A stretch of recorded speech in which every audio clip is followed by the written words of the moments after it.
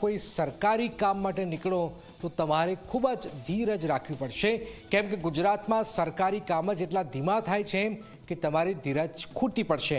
શું થયું છે આવું જોઈએ, જાણીએ, સમજીએ।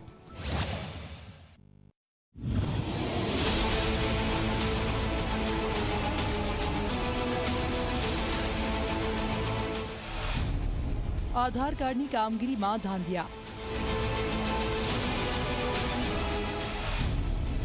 बाळकोना नथी નીકળી રહ્યા आधार कार्ड।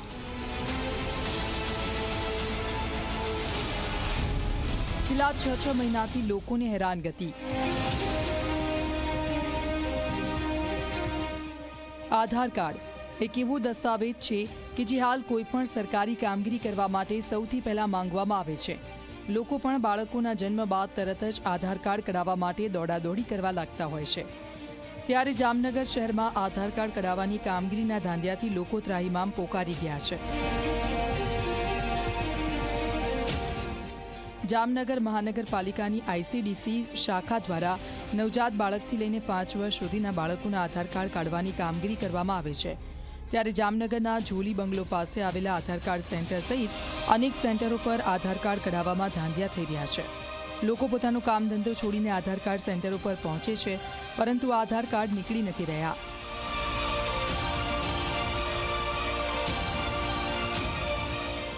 મારી ડોટર છે જે 10 મહિનાની છે, એનું આધાર કાર્ડ કઢાવવાનું છે। લગભગ આ મારો બીજો કે ત્રીજો ધક્કો હશે। તો તમે સમજી શકો છો કે અમદાવાદ જેવા સિટી અહીંયા આપણે મતલબ ધક્કો આટલો ખાવો, આ બીજી ત્રીજી વાર મેં ધક્કો ખાધેલો છે અને મને જાણવા મળ્યું છે કે કામગીરી તદ્દન બંધ જ છે। 0 થી 5 વર્ષ માટે પોસ્ટ ઓફિસમાં બી ક્યાંય બી આપણે જઈએ છીએ તો પોસ્ટ ઓફિસમાં એવું જ કહે છે કે તમારે જ્યાં કોઈ બી ગવર્મેન્ટની મતલબ ઓફિસ હશે ત્યાં જ નીકળશે, પોસ્ટ ઓફિસવાળા બી કોઈ જવાબ નથી આપતા।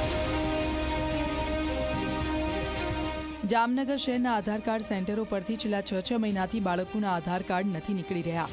માતા પિતા પોતાના વાલસોયા બાળકોના આધાર કાર્ડ કઢાવવા માટે આવે છે, તો અમુક વાલીઓ પોતાના બાળકોના આધાર કાર્ડ કઢાવવા માટે શાળાએથી રજાઓ લઈને આધાર કાર્ડ સેન્ટરો પર પહોંચે છે, પરંતુ ટેકનિકલ એરરના કારણે દર વખતે વાલીઓને ધર્મનો ધક્કો જ ખાવાનો વારો આવે છે।